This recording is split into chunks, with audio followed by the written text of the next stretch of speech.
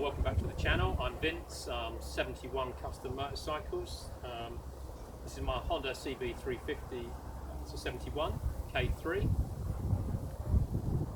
Done a previous video on this and a couple on how to fabricate the front fender. So I've ridden this quite a bit in the last couple of months. It's now my only bike. I sold my Triumph and the CL350. So it's kind of forced me to ride this a bit more and go a little bit further afield. So it also means I've only got one bike to tinker with. So I've done a few little upgrades on this and changes. So I'd like to talk you through these.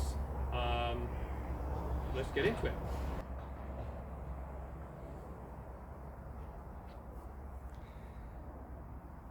So I was never that pleased with the way the rear license plate was fixed. It was picked up on this the rear shock mount here, which I never thought was a good idea. So I've now refabricated all this, just lightened it a bit as well, and I've welded on a little lug here with two holes and fixed that with a couple of screws.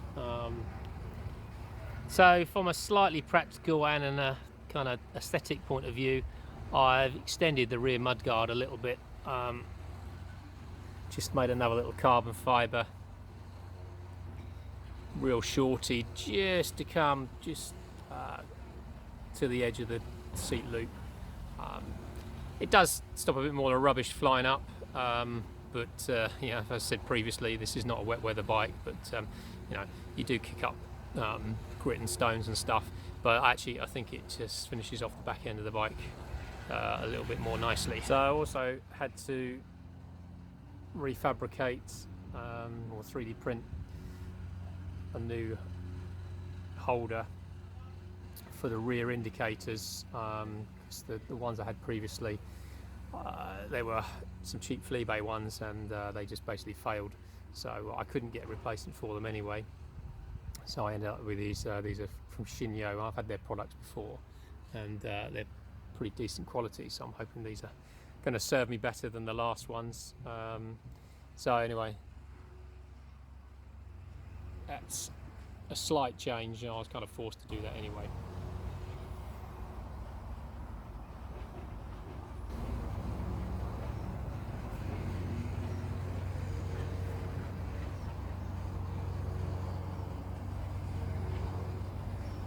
So moving around to the front end, just a couple of practical things really, well, mainly to do with the mirrors. I had a bar end mirror on each side, but it made the bars wider than was really convenient for getting down the side of my house. And as I said, I've been using this bike quite a bit. It's my only bike now, so I didn't want to take the mirrors off each time just to go out for a ride on it. So I've repurposed the original mirror that came with the bike and just painted it black, and just 3D printed a couple of bar end caps really. Just put my 71 in there, just as a little subtle nod to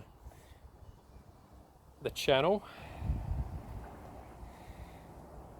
So other not quite so obvious things I've done,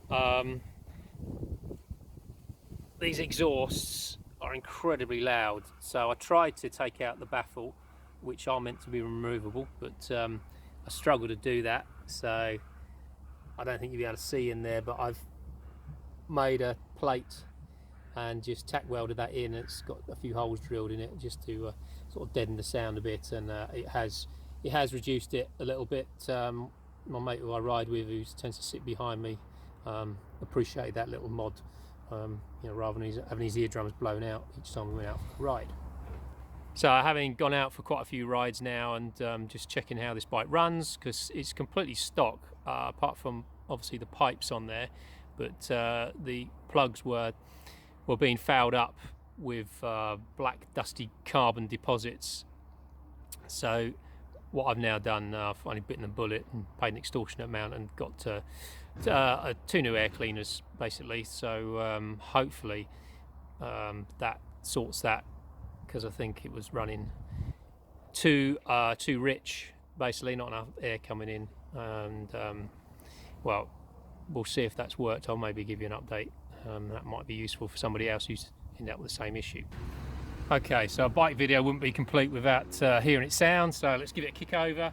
I doubt you'll notice any difference if you look from one video to the next on the sound, but you know, it is slightly muffled now. I've put those little baffle plates in the back.